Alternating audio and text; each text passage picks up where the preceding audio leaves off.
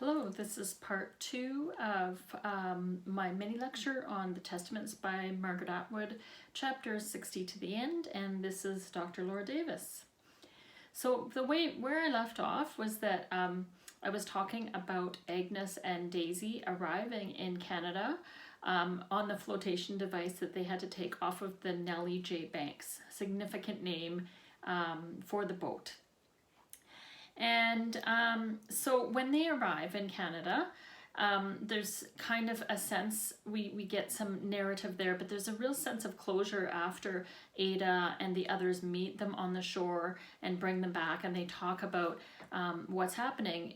Significantly, the documents have been released that have been taken out of the chip from Jade's arm, Daisy/Jade's arm. And she is being healed from the infection in the hospital. Gilead is going to be coming to its downfall, so the people will be freed from there.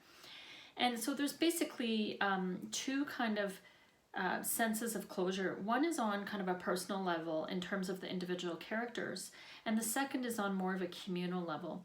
So on the personal level, both Agnes and Daisy/Jade have in fact come home in a sense, because they are reunited with their birth mother. And so this is the scene kind of very near the end of the novel when they meet with their mother. They're meeting their birth mother after many, many years. And as I said, it's like they've come home to the mother. Daisy, in fact, has come home back to Canada. For Agnes, it is her first time there, but she is home in the sense that she's returned to her origins and her mother. So there is a kind of a personal narrative and a sense of closure there.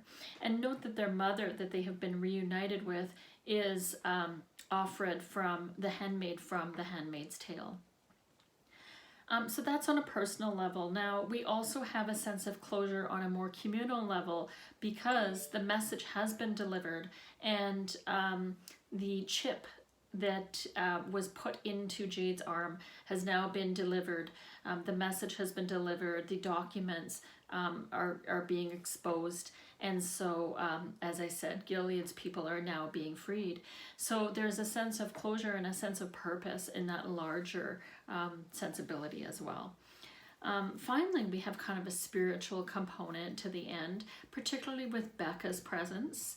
And you'll note that when they are arriving in Canada from the flotation device, when they've stepped on ground there, at this point, Jade is delirious because she has been infected with the chip in her arm, and it's ballooned out, and she is going delirious. But of course, she is met there by Ada and the others, and is brought to a hospital and heals.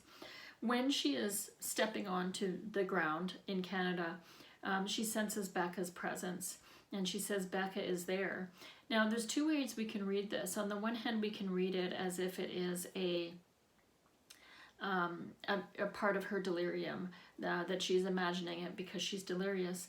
On the other hand, however, we can interpret it as Becca's spiritual presence is there, and Jade sees it, Jade feels it. She knows that Becca's there in spirit. And so in that sense, Becca really is a kind of angel, and she is, immortalized. She's antemortal, right? So finally, I want to talk about the chapter that follows that one, which has to do with Lydia.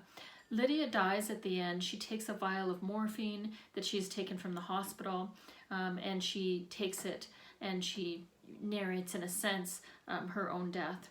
We're not saddened by this, though. We've been led into it for a lot of the novel. Talks about kind of her age, her time is ending, her time has come, and she's really done what she's set out to do, which is to free Gilead. And so she is, in a sense, a hero in that way. I like to think that Lydia is kind of aligned with the author, with Margaret Atwood herself.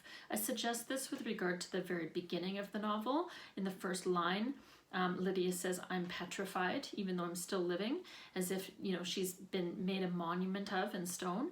And in a sense, that is like Atwood herself, who has acquired great fame well before her death as an author.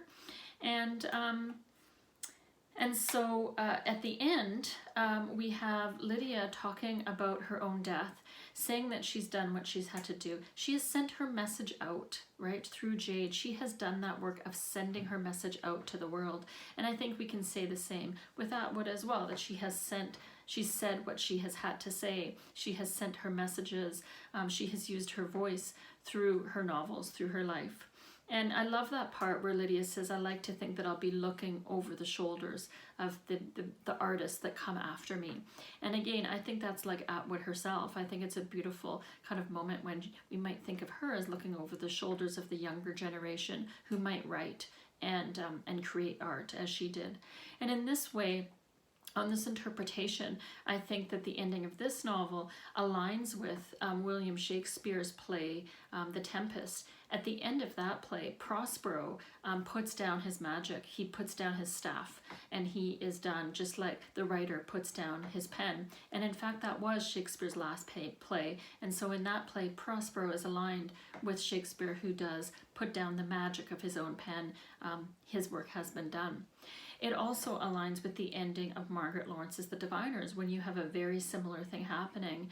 Maura Gunn, the protagonist of that novel, is aligned with the author, and she no longer has the gift of writing at the end of that novel. She is done with her craft, and the diviner puts down his rod and cannot and does not divine anymore. And so I really think that perhaps Atwood is alluding to these other two texts, and that perhaps this might be her last novel, and that she also has put down her pen and her message has been sent out to all.